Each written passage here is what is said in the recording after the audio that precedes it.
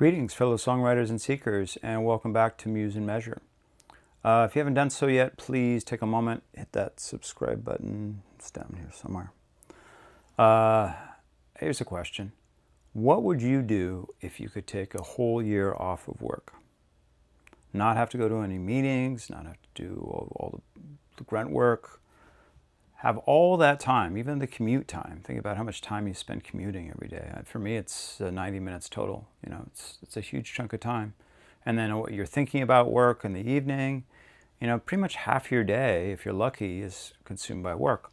So what would you do with your time if you didn't have to work for a year? It's not really something that most of us get a chance to think about because we have to work. But I was very, very lucky this year because I was able to take a sabbatical. And this is one of the great perks of being a New York City school teacher, which there aren't many perks, but this is one of the great ones, is every 14 years you get to take a full year off to do a study sabbatical. So it's a study sabbatical, so it's not really, you're not really off completely. You have to take classes. But I was able to find a program that only met 1 day a week. It was a full, basically 6 to 8 hours a week. But so much less time than I would spend at work, especially being a teacher. Really, you have so much to do outside of the classroom. It's not just what you do in there. You don't just show up and teach. You have to do all this prep work, and then you have to do all this grading. It's a huge amount of time. So I took the sabbatical, and I had, this kind of conundrum in my head. Like, what am I going to do with this year? Because I don't know about you, but I'm very good at taking on all these different projects, brainstorming and dreaming up all these things to do, and starting these huge projects and then not finishing them. For example, I ran the marathon in the fall. Well, I did finish that, thank goodness, but that was a huge time suck. I planned a trip to Madrid while I'm on sabbatical. So I said, well, I'm going to Madrid, I should follow the path of Don Quixote. Okay, so now I've got to reread Don Quixote. And then I found this online class, the Yale Open Courses, and I took a whole online class on Don Quixote. So you get the drift. Picking up all these little things when here I am, I'm a songwriter, a musician, my life's goals are all around making music, and I pick all these things that take me away from that. And so I was really worried that I might spend this whole year, not necessarily wasted, of course, but just not move forward in what's really, really important to me, which is my songwriting craft, my spiritual practice. Of course, the other things like my family. I got to spend a lot of time with my daughter, which was wonderful, and be there for her as she transitioned in middle school. But I was really worried about that. And so, I tried to set up a daily schedule where I was just practicing piano for a certain amount of time, then guitar, and then I do making videos for a certain amount of time, make a schedule for myself. And I am really, really bad at discipline. It's really hard for me to stick to things. I get bored so easily and distracted so easily. And like I said, I want to do everything. And so all these things are very enticing for me. So I was worried that a full year might go by and I was just, what did I do? I started, 10 books. I started 10 songs. I, surfed the web a lot. I watched some movies, But, so what happened? It was such a gift. Not only it was a gift to be able to be on sabbatical, but I got this incredible gift from a friend, a dear friend named Steven. And the summer before I started sabbatical, we met. Every year we meet, we do this little jamboree where we do all improvisation, making up songs for a few days, and we hang out in different places. While I was there, Steven was telling me about his latest fascination, which is audiophile equipment. And Steven was able to build up this incredible audiophile system because he's really into listening to music, loves music, and really wants to have the most immersive experience when he's listening to music. So he created this incredible stereo system on a shoestring budget. And he did all this research, watching all these YouTube videos, learning from basically the bottom, without knowing anything, and building up his knowledge to be able to build this system on a very low budget, when normally an audiophile system will cost over $100,000. So he told me about these videos, and one in particular, there was this company in Boulder, Colorado, called PS Audio, and they had a YouTube channel where the owner of the company, a guy named Paul McGowan, would go on and answer questions about audiophile gear or just music in general.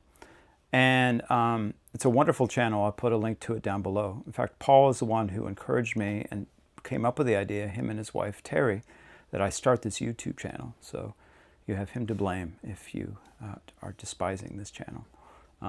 But I know I'm eternally grateful to them both for this idea and for what I'm about to tell you.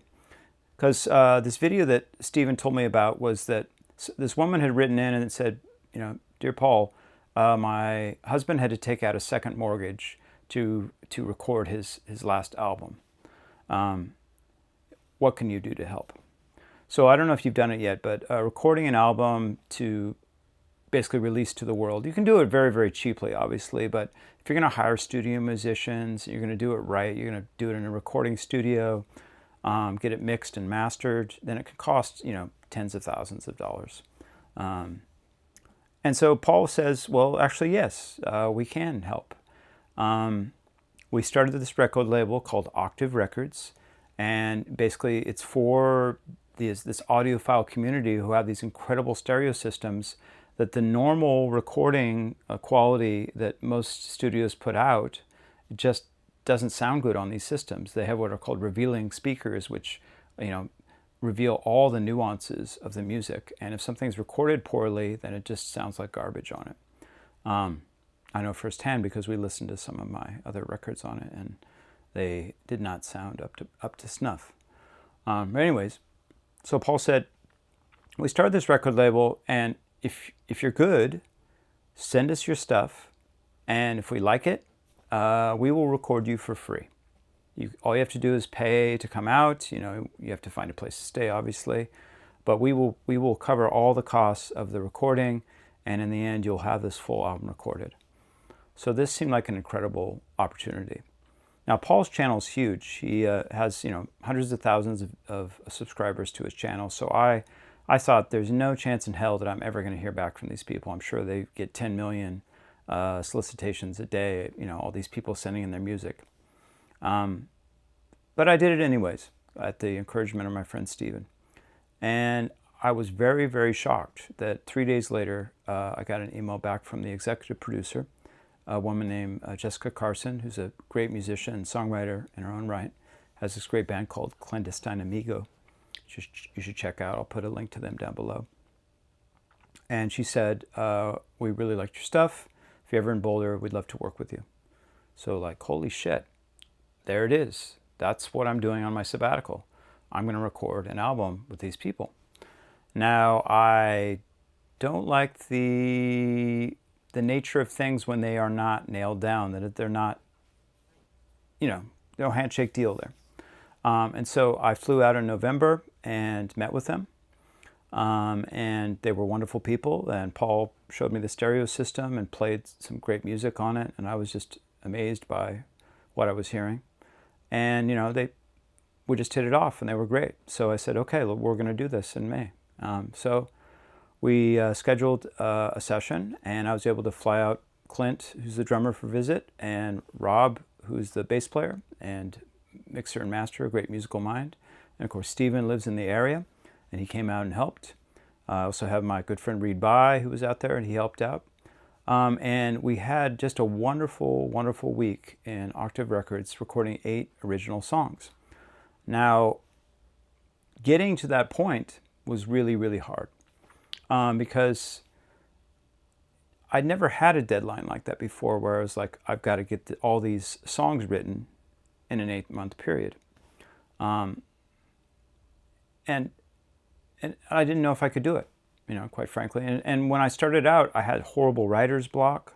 It took me like, the first song that I was trying to finish for it took me 2 months to finish. I was like, holy hell, if I take this long for every song, there's no way I'm going to be able to finish it. So it was a real struggle, and I really had to face my own kind of lack of discipline, how I can be so discursive in my thought and my energy.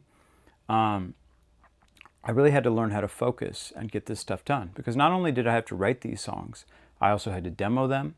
I had to write all the string parts. Because we were going to hire a string quartet to be on the sessions. I had to, do these demos of them so that the band could learn them, and then also to try out all the string parts and all the other parts and make sure that things work. And it was a huge amount of work, but I'm proud to say that it did get done, and we were able to finish the album in May, and it just got mixed, and it's supposed to come out in October of 2025. So I am so delighted for that. So that's what I did with my year of sabbatical, among other things. But that was the main thing I did, and I feel so grateful to everyone involved, to Stephen, to Paul, to Terry, to Jessica, to Steve, to Clint, and to Rob. I keep going a circle of repeating names, but that's what drove me through that year and made it possible. And I'm going to talk about all these other processes, but this album is about to come out. It's going to be called A Fool's Leap of Faith. I'll explain that in subsequent videos, but I just wanted to share with you what I did with my year of sabbatical, my year off. And I hope you get that gift at some point. But I also want to share with you what I learned on this journey, how I learned how to tackle my demons of procrastination, of FOMO, of discursive distraction, in order to finish something that I'm very, very proud of. And I look forward to sharing that with you. I'll save that for subsequent videos. And until next time, I really hope that you have a wonderful week, and best of luck with your songwriting and spiritual practice. Take care.